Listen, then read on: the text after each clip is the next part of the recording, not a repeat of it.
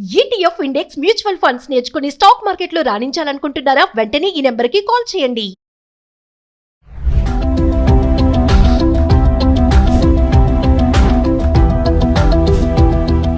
నమస్తే, welcome back to Suman TV. Present మనతో పాటు ఉన్నారు అనలిస్ట్ మందరి కృష్ణారెడ్డి గారు.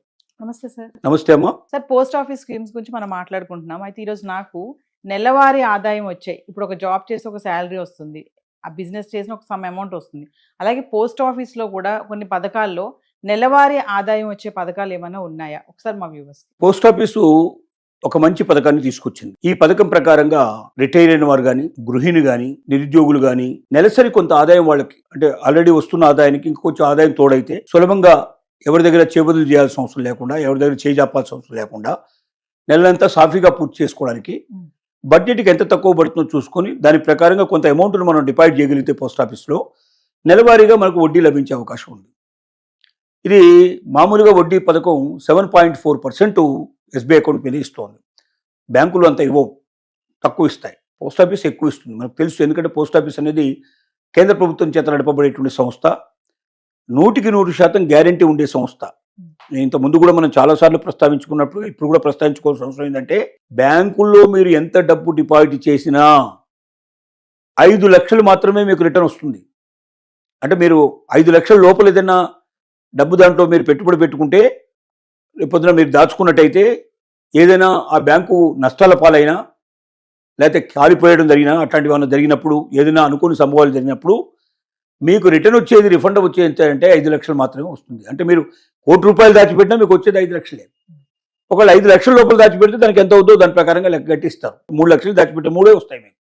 5 లక్షలు అయితే 5 లక్షలు వస్తాయి. 5 లక్షల పైన అయితే మాత్రం మీకు వచ్చేది 5 లక్షలే. కానీ పోస్ట్ ఆఫీసు లోపల ఎంత డబ్బు దాచిపెట్టినా ఏ ఒక్క రూపాయి మీకు నష్టం కాదు, ప్రతి రూపాయి మీకు చెల్లుబాటు అవుతుంది. కారణం ఏంటంటే ఇది 100% సెంట్రల్ గవర్నమెంట్. నేషనలైజ్డ్ బ్యాంకులో కూడా 51% మాత్రమే బ్యాంకు గవర్నమెంట్ సంబంధించిన దాంట్లో షేర్స్ ఉంటాయి. మిగిలినటువంటి 49% ప్రైవేట్ వాళ్ళకి ఇచ్చే అవకాశాలు ఉంటాయి. సెంట్రల్ గవర్నమెంట్ నడిపేటువంటి పోస్ట్ ఆఫీసుల్లో మాత్రం 100% గవర్నమెంట్ది తప్ప ప్రైవేట్ వాళ్ళకు దీంట్లో ఎక్కడ అవకాశం లేదు. కాబట్టి కేంద్ర ప్రభుత్వం చేత నడిపించేటువంటి సంస్థ కాబట్టి మన డబ్బు లక్షలు కాదు, 10 లక్షలు దాచుకున్నా, 25 లక్షలు దాచుకున్నా, ఒకవేళ పోస్ట్ ఆఫీసులు దివాలా తీసినా లేకపోతే పోస్ట్ ఆఫీసులో ఎత్తేసినా, ఏ జరిగినా సరే కేంద్ర ప్రభుత్వం మన డబ్బుని పువ్వుల్లో పెట్టి మన చేతులు పెడుతుంది. మనం భయపడాల్సిన అవసరం లేదు, నిశ్చింతగా నిద్రపోయే అవకాశం ఉంది. ఇది దృష్టిలో పెట్టుకోవాల్సింది. ఇప్పుడు కొత్త పథకం గురించి మనం మాట్లాడుకున్నాం. కొత్త పథకం లోపల ఏంటంటే, ఎవరైనా ఒకవేళ ₹1000 ఈ పథకాన్ని ప్రారంభించవచ్చు, ₹1000 స్టార్ట్ చేయొచ్చు. అలా ఒకవేళ వాళ్ళు ఎవరైనా ఒక ₹1000 నుంచి ₹1,50,000 పెట్టారనుకుందాం ఒకేసారి. ఈ ₹150,000 దాచుకున్నట్టయితే వాళ్ళకి వచ్చేది ఎంత ఆదాయం?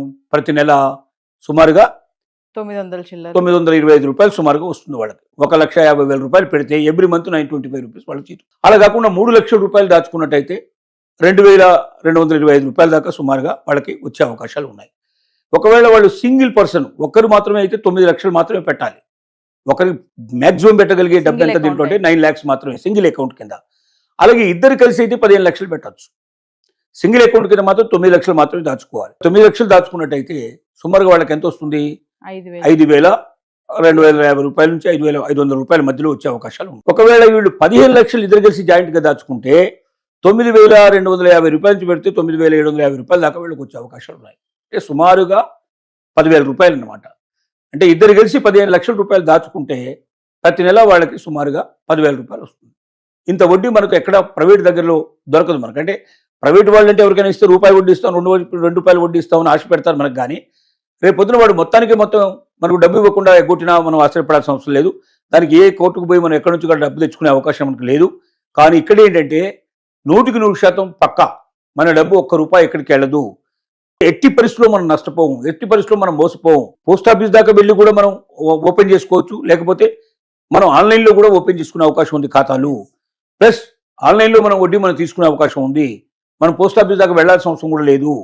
ఏ పల్లెటూరులో ఉండేవాడైనా సరే పోస్ట్ ఆఫీస్ పక్కనే ఉంటుంది కాబట్టి అకౌంట్ ఓపెన్ చేసుకోవడం సులభం అవుతుంది. చదువు రాని వాళ్ళైనా ఓపెన్ చేసుకోవచ్చు, చదువు వచ్చిన వాళ్ళైనా ఓపెన్ చేసుకోవచ్చు. ఇంత ఈజీగా, ఇంత 100% గ్యారంటీ ఉండే పద్ధతిలో ఇంత ఎక్కువ వడ్డీ రేటులు, అంటే నిబంధనల ప్రకారంగా చట్టబద్ధంగా ఇంత ఎక్కువ వడ్డీ రేటు రావడం అనేది చాలా కష్టంతో కూడుకున్న పని. అలాంటి ఒక వడ్డీ రేటు ఇచ్చేటువంటి అవకాశం ఉన్నటువంటి పోస్ట్ ఆఫీసుల్ని ప్రతి ఒక్కరు ఆలోచన చేయాలి. మన దగ్గర డబ్బు ఉంటే ఊరికే మన దగ్గర పెట్టుకుంటే కన్నా ఇందులో పెట్టుకోవడం మంచిది. ప్రైవేట్ వాళ్ళకి ఎవరికైనా ఇస్తే అసలే డబ్బులు రాకపోయినా మనం ఆశ్చర్యపడాల్సిన అవసరం లేదు. అలాంటి ఎందుకు ఒక రిస్కులో మనం వెళ్ళడం ఎందుకు?